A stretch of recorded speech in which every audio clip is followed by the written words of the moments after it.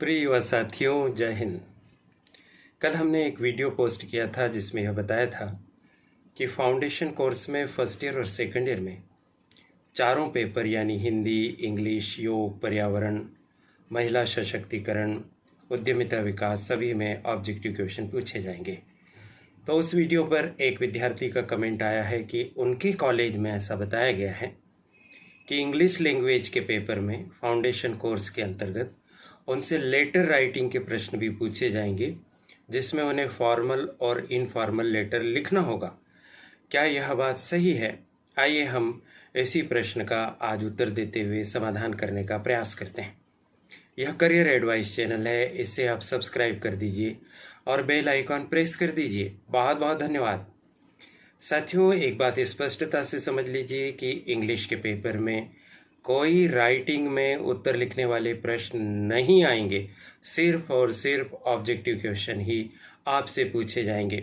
तो फिर यह प्रश्न कहाँ से पैदा हुआ या ये भ्रांति कहाँ से जन्मी कि इंग्लिश के फाउंडेशन के पेपर में विशेषकर सेकंड ईयर में लेटर राइटिंग वाला प्रश्न भी आएगा और विद्यार्थियों को फॉर्मल और इनफॉर्मल लेटर लिखने होंगे। इसका कारण ये है कि यदि आप सिलेबस देखेंगे, चलिए मैं दिखाता हूँ आपको।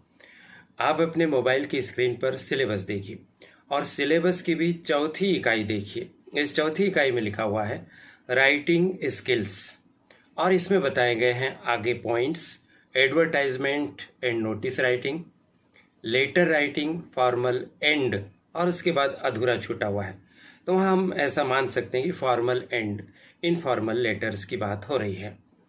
इस इकाई के आधार पर कहीं कहीं इस तरह का भ्रम फैल गया है कि इस लेटर राइटिंग वाले में विद्यार्थियों को कुछ लेटर लिखने के लिए कहा जाएगा कि पिताजी को लेटर लिखो या कॉलेज को लिखो या सरकार को लिखो, लेकिन ऐसा नहीं है। लेटर राइटिंग पर, एडवर्टाइजमेंट राइटिंग पर या फिर नोटिस राइटिंग से संबंधित ऑब्जेक्टिव क्वेश्चन बनाकर ही आपसे पूछे जाएंगे और उन ऑब्जेक्टिव क्वेश्चंस के उत्तर आपको OMR शीट पर गोला भरकर ही देना होगा। यानी किसी तरह का लिखने का काम आपको नहीं करना होगा, क्योंकि इसका मूल्यांकन ही OMR शीट के आधार पर ली गई परीक्षा से होगा। तो स्वाभाविक है कि उसमें लिखने की कोई व्यवस्था नहीं है, बल्कि वह मशीन के द्वारा उसका मूल्यांकन होता है।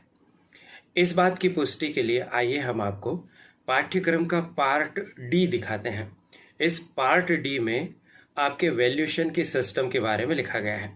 आप अपने मोबाइल की स्क्रीन पर देखिए आप स्पष्टता से देख पा रहे हैं कि उसमें लिखा हुआ है कि किस तरह से परीक्षा होगी। देखिए लिखा है part D, assessment and evaluation theory, maximum marks 50, minimum marks 17, university exam लेगी, यानी CC वगैरह नहीं होते इसमें, यूनिवर्सिटी एग्ज़ाम लेगी, टोटल 50 मार्क्स के होंगे। फिर आप देखिए कि कैसे असेसमेंट होगा। इसमें लिखा है एक्सटर्नल असेसमेंट, यानी शार्ट में उसको UE कहा गया है, और उसमें लिखा गया है 50 मल्टीपल चॉइस ऑब्जेक्टिव क्वेश्चंस, जिसमें ट्रू फॉल्स टाइप के क्वेश्चंस भी पूछे जा सकते हैं और हर प्रश्न के लिए 1 अंक होगा। तो जब आपसे 50 ऑब्जेक्टिव क्वेश्चन पूछे जा रहे हैं मल्टीपल चॉइस, जिसमें विकल्प दे देंगे, खाली स्थान वाले भी पूछे जा सकते हैं, ट्रू फॉल्स वाले भी पूछे जा सकते हैं, ये सब ऑब्जेक्टिव क्वेश्चंस कहलाते हैं। साथियों, मैं आपको ऑब्जेक्टिव क्वेश्चन की एक परिभाषा बता देता हूँ। हमेशा ऑब्जेक्टिव क्वेश्चन का मतलब बहुविकल्पी प्रश्न नहीं होता है कि उसमें अवसद दिए जाए, बल्कि इसका मतलब होता है कि एक ऐसा प्रश्न जिसका उत्तर दुनिया के किसी भी कोने में जाएंगे तो एक जैसा होगा, उस प्रश्न को कहते हैं ऑब्जेक्टिव क्वेश्चन। तो यहाँ पर ऑब्जेक्टिव क्वेश्चन ही आपसे पूछे जाएंगे। यदि आपको 4 विकल्प दिए जाते हैं तो उस हिसाब से आप ABCD में से जो सही होगा वह उत्तर लगाएंगे। ट्रू और फॉल्स दिए जाते हैं तो ट्रू को आप A मान लेंगे, फॉल्स को B मान लेंगे और इस तरह से गोले भरकर उत्तर दे देंगे।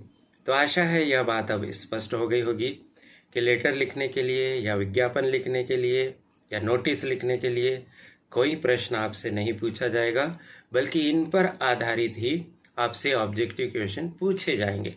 किस तरह के प्रश्न बन सकते हैं लेटर राइटिंग पर, तो आगामी वीडियो की आप प्रतीक्षा कीजिए।